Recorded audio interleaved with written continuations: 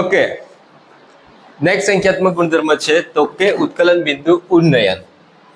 કયો છે? તો કે ઉત્કલન બિંદુ ઉન્નયન. હવે ઉત્કલન બિંદુ ઉન્નયન પહેલા આપણે ઉત્કલન બિંદુ સમજવું પડશે. જનરલી ઉત્કલન બિંદુ એટલે શું થશે? તો કે ઉત્કલન બિંદુ એટલે જે તાપમાને પ્રવાહી ઉકળવા લાગે. જનરલી ભાષામાં તમે કહી શકો કે જે તાપમાને પ્રવાહી ઉકળવા લાગે એને આપણે કહીશું ઉત્કલન બિંદુ ઉન્નયન. પરંતુ અહીંયા જે છે એ બાષ્પ દબાણના સંદર્ભમાં જોવું પડશે. કોના સંદર્ભમાં? તો કે બાષ્પ દબાણના સંદર્ભમાં જોવું પડશે. હવે અહીંયા જે એ વસ્તુ છે કે કોઈ પણ પ્રવાહીનું તો કે એક જનરલી વસ્તુ છે કે તાપમાન વધતા શું થાય છે? તો કે તાપમાન વધારીશું, તાપમાન વધે તો બાષ્પ દબાણ પણ વધે છે. હવે એક બીજી વાત, તાપમાન વધે છે એટ ધેટ ટાઈમ બાષ્પ દબાણ વધે છે અને આ વસ્તુ પણ નક્કી છે કે શુદ્ધ દ્રાવકનું બાષ્પ દબાણ જે છે એ વધારે છે અને દ્રાવણનું તેમાંથી જો અબાષ્પશીલ દ્રાવ્ય પદાર્થ એડ કરીને બનાવવામાં આવે દ્રાવણ, તો દ્રાવણનું બાષ્પ દબાણ જે છે વેપર પ્રેશર લખી દઈએ એ ઓછું હોય છે. હવે અહીંયા જે વસ્તુ જે છે તો કે ઉત્કલન બિંદુ ઉન્નયન, તો અહીંયા ઉત્કલન બિંદુનો અર્થ શું થશે? તો કે આની વ્યાખ્યા શું થશે? તો કે ઉત્કલન બિંદુ એટલે તો કે જે તાપમાને પ્રવાહીનું બાષ્પ દબાણ વાતાવરણના દબાણ જેટલું થાય તો તે તાપમાનને તે પ્રવાહીનું શું કહીશું? ઉત્કલન બિંદુ કહીશું. તો કે જે તાપમાને પ્રવાહીનું બાષ્પ દબાણ વાતાવરણના દબાણ જેટલું થશે એને આપણે કહીશું તે પ્રવાહીનું તે તાપમાનને ઉત્કલન બિંદુ. હવે જેમ કે તમે સમજો કે ઉદાહરણ તરીકે લઈએ તો પાણીનું બાષ્પ દબાણ જે છે, તમે સમજો કે પાણી કેટલા તાપમાને ઉકળશે? તો કે તમારું પાણી જે છે, જે વોટર મોલેક્યુલ છે, તમારું 100 ડિગ્રી પર ઉકળી જશે તો એનું ઉત્કલન બિંદુ થશે. અને અહીંયા જો તમે જોશો તો કે 373.15 કેલ્વિન ઉકળશે કેલ્વિનમાં.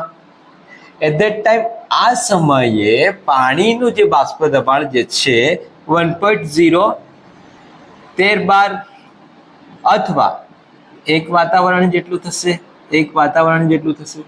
તો પાણી માટે જે છે એનું ઉત્કલન બિંદુ 100 ડિગ્રી છે. એટ ધેટ ટાઈમ 100 ડિગ્રી પર પાણીનું બાષ્પ દબાણ કેટલું થવું જોઈએ? તો કે એક વાતાવરણ જેટલું થવું જોઈએ. અને એક વાતાવરણ જેટલું થાય છે એટલા માટે એને પાણી માટે ઉત્કલન બિંદુ તમારું 100 ડિગ્રી સેલ્સિયસ થાય છે. હવે તમે જુઓ કે સપોઝ આપણે જોઈએ છે કે અહીંયા જેમ કીધું તેમ કે દ્રાવકનું બાષ્પ દબાણ જે છે એ હંમેશા વધારે હોય છે દ્રાવણ કરતા. હવે અહીંયા તમે સમજો કે સપોઝ અહીંયા એક દ્રાવક લીધો છે, એક દ્રાવ્ય લીધો છે, ઠીક છે? તો કે અહીંયા દ્રાવકનું કંઈક બાષ્પ દબાણ છે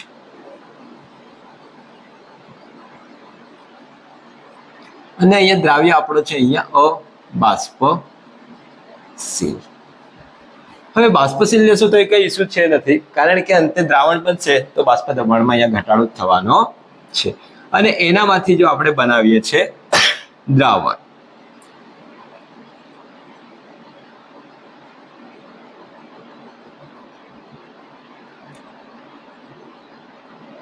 તો અહીંયા દ્રાવણના બાષ્પ દબાણમાં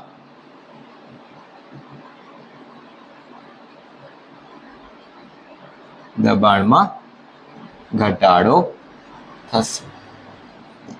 હવે ઉત્કલન બિંદુના સંદર્ભમાં જોઈએ તો બાષ્પ દબાણ અને બાષ્પ દબાણ અને તાપમાન વિરુદ્ધ જો આપણે ગ્રાફ જોઈએ તો સમજીએ કે આ પ્રમાણે છે કંઈક. હવે સમજવાનું એ વસ્તુ છે કે સપોઝ અહીંયા આપણે લઈએ x અક્ષ પર y અક્ષ પર બાષ્પ દબાણ અને x અક્ષ પર લઈએ તાપમાન લઈએ છે, કેલ્વિનમાં લઈ લઈએ, અને વાતાવરણ શેમાં લઈએ? વાતાવરણમાં. હવે અહીંયા જે છે બાષ્પ દબાણ લઈએ 1 વાતાવરણ. ડેફિનેશન શું કહે છે, વ્યાખ્યા શું કહે છે કે પ્રવાહીનું બાષ્પ દબાણ કેટલું થવું જોઈએ? વાતાવરણના દબાણ જેટલું થવું છે. 1 વાતાવરણ દબાણ જેટલું થવું જોઈએ, તો તેને આપણે કહીશું ઉત્કલન બિંદુ. તો સપોઝ કોઈ એક પ્રવાહી છે જે દ્રાવક છે, સમજો કે અહીંયા જે આપણે દ્રાવક લીધો છે, આ દ્રાવકને લઈએ તો કે દ્રાવકનું તાપમાન વધારતા શું થશે? તો કે બાષ્પ દબાણમાં વધારો થતો જશે. તો કે જેમ જેમ તાપમાન વધારતા જઈશું તેમ તેમ શું થશે? તો કે બાષ્પ દબાણમાં વધારો થતો જશે, અને એક સમયે એ દ્રાવકનું બાષ્પ દબાણ જે છે 1 વાતાવરણ જેટલું થઈ જશે. તો 1 વાતાવરણ જેટલું થશે તો આ જે છે આ પોઈન્ટ આપણો થશે એ દ્રાવકનું ઉત્કલન બિંદુ, કે જેને આપણે T0B વડે દર્શાવીશું. હવે એ દ્રાવકમાં દ્રાવ્યો એડ કર્યો છે અને દ્રાવણ બનાવ્યું છે. તો એ દ્રાવણના બાષ્પ દબાણમાં વધારો કઈ રીતે થાય છે? તો કે એ દ્રાવણને આપણે ગરમ કરીએ છીએ. હવે તો જેમ જેમ ગરમ કરીશું તેમ તેમ બાષ્પ દબાણમાં વધારો થતો જશે, તાપમાન વધતું જશે. તો ગ્રાફ કઈ આપણને આ પ્રમાણે મળશે, અને એક સમયે એ દ્રાવણનું બાષ્પ દબાણ પણ 1 વાતાવરણ દબાણને પાર કરી જશે. તો એ જે છે એ દ્રાવણનું ઉત્કલન બિંદુ થશે. તો અહીંયા તમે જોશો કે તાપમાનમાં વધારો કંઈક આટલો થયો છે, તો કે કેટલો? TB જેટલો. તો આ જે પોઈન્ટ છે આ પોઈન્ટ છે આપણો દ્રાવકનો, અને આ જે છે એ દ્રાવણ છે. હવે સમજો કે શરૂઆતમાં દ્રાવક ખાલી શુદ્ધ દ્રાવક હતો. એટ ધેટ ટાઈમ આપણી પાસે જે છે ઉત્કલન બિંદુ T0B છે, અને દ્રાવણ બનાવ્યું છે એ સમયે TB છે. કંઈક તો વધારો થયો છે. તો આ જે વધારો થાય છે એને આપણે દર્શાવીશું ડેલ્ટા TB. તો આ જે વધારો થાય છે ઉત્કલન બિંદુમાં, તો આપણે લખી શકીએ કે કેટલો વધારો થાય છે? તો કે delta TB is equal to, વધારેમાંથી ઓછું બાદ કરીશું તો TB માઇનસ T0B જેટલું. ઠીક છે. તો આપણે અહીંયા કહી શકીએ કે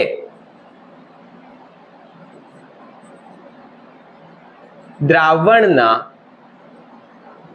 ઉત્કલન બિંદુમાં થતા વધારાને ઉત્કલન બિંદુ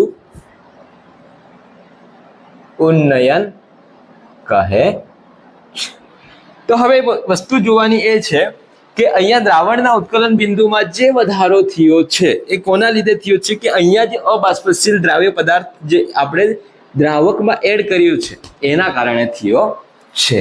તો એ કોના બરાબર થાય છે? અહીંયા જે છે તો કે અહીંયા લેવું પડશે આપણે, તો કે ડેલ્ટા TB ચલે છે જે તમે દ્રાવ્ય પદાર્થ અબાષ્પશીલ દ્રાવ્ય પદાર્થ જે એડ કર્યો છે એના સાંદ્રતાના સમપ્રમાણ બરાબર થશે. તો સાંદ્રતાનો કયો એકમ લેવો પડશે? કે જે તાપમાનથી સ્વતંત્ર હશે, અને તાપમાનથી સ્વતંત્ર હોય એવો એક જ છે આપણી પાસે, તો કે મોલાલિટી. તેથી આપણે અહીંયા લઈએ કે ડેલ્ટા TB બરાબર ચલે છે મોલાલિટી લઈએ.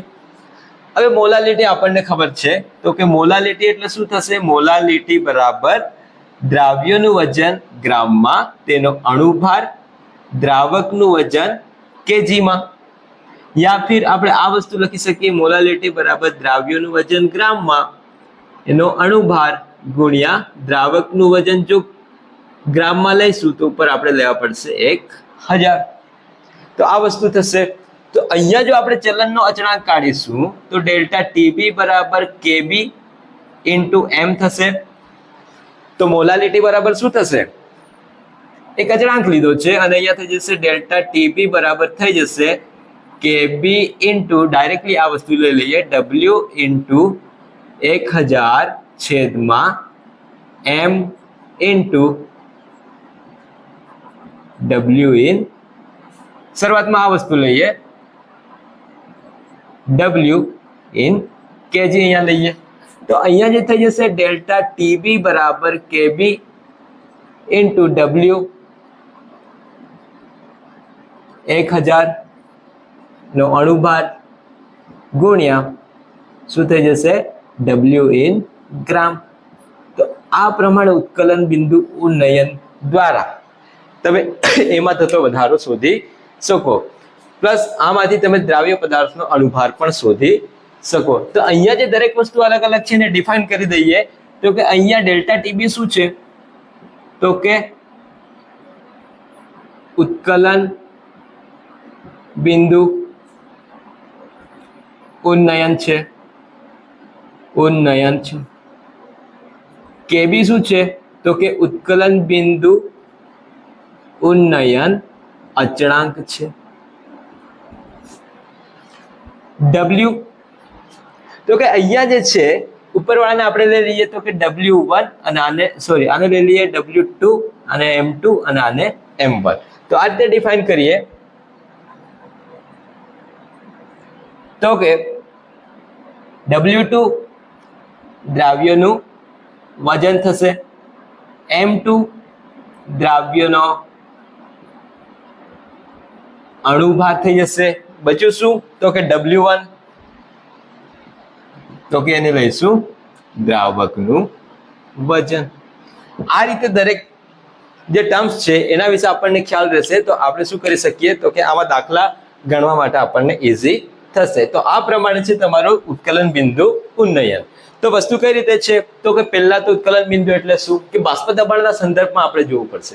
તો બાષ્પ દબાણના સંદર્ભમાં ઉત્કલન બિંદુ ઉન્નયન એટલે શું થશે? ઉત્કલન બિંદુ એટલે કે જે તાપમાને પ્રવાહીનું બાષ્પ દબાણ કેટલું થવું જોઈએ તો કે વાતાવરણના દબાણ જેટલું. તમે સમજો કે એક વાતાવરણ જેટલું થવું જોઈએ. તો એને આપણે કહીશું તે તાપમાને પ્રવાહીનું ઉત્કલન બિંદુ. હવે પાણી માટે સમજો કે 100 ડિગ્રી પર પાણી ઉકળી જાય છે એ સમય એનું બાષ્પ દબાણ એક વાતાવરણ જેટલું થઈ જાય છે.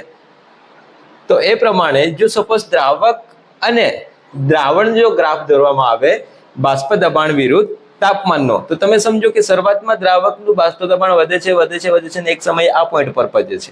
એટલે કે એક વાતાવરણ જેટલું થશે એનું શું થઈ જશે તો કે એ થઈ જશે એનું ઉત્કલન બિંદુ. હવે તમે એમાંથી દ્રાવણ લો છો તો એનું બાષ્પ દબાણ ઓછું થઈ જાય છે કારણ કે એમાં દ્રાવક સિવાય બીજા દ્રાવ્ય પદાર્થ પણ હોય છે. તો હવે જે છે તમે ટેમ્પરેચર ઇન્ક્રીઝ કરશો તાપમાન વધારશો તો શું થશે તો કે તાપમાન વધશે એક સમયે દ્રાવણનું પણ બાષ્પ દબાણ એક વાતાવરણ જેટલું થશે. પરંતુ અહીંયા તાપમાનમાં વધારો થાય છે. તો આ જે તાપમાનમાં વધારો થાય છે આ જ વધારાને આપણે કહેવાનું છે ઉત્કલન બિંદુ ઉન્નયન. તો એ કેટલો છે તો કે ડેલ્ટા ટીબી બરાબર કેટલો થઈ જશે તો કે ટીબી માઇનસ T0B. પરંતુ આ કોના પર આધાર રાખે છે તો કે દ્રાવ્ય પદાર્થની સાંદ્રતા પર. તો દ્રાવ્ય પદાર્થની સાંદ્રતા એવી કઈ સાંદ્રતા છે તાપમાનથી સ્વતંત્ર છે તો કે અહીંયા લેવી પડશે મોલાલિટી. તો મોલાલિટી તો આપણને ખબર છે કે મોલાલિટી બરાબર કેટલા તો કે 1 કેજી દ્રાવકમાં દ્રાવ્ય પદાર્થનો એક અણુભાર જેટલું વજન. તો એ વસ્તુ આપણે મોલાલિટીનો સીધું ફોર્મ્યુલા મૂકી દઈશું. અહીંયા એ વસ્તુ યાદ રાખજો કે ડિફાઇન કર્યું છે કે W2 ને આપણે લીધો છે દ્રાવ્ય અને W1 ને લીધો છે દ્રાવક. તો એ પ્રમાણે પછી અહીંયા લાસ્ટમાં ડિફાઇન કરવું પડે. તો આ વસ્તુ જે છે એ ઉત્કલન બિંદુ ઉન્નયન ન્યુમેરિકલ્સ માટે દાખલા માટે જરૂરી છે અને એનું સૂત્ર આવડવું જોઈએ. ઘણી વખત પૂછાય પણ જાય છે. તો આ વસ્તુ જે છે એક સંખ્યાત્મક ગુણધર્મો આપણે હાલ હમણાં પૂરો કર્યો છે. બીજો સંખ્યાત્મક ગુણધર્મ જે છે નેક્સ્ટ લેક્ચરમાં લઈ લેશું ઠાર બિંદુ અવનયન.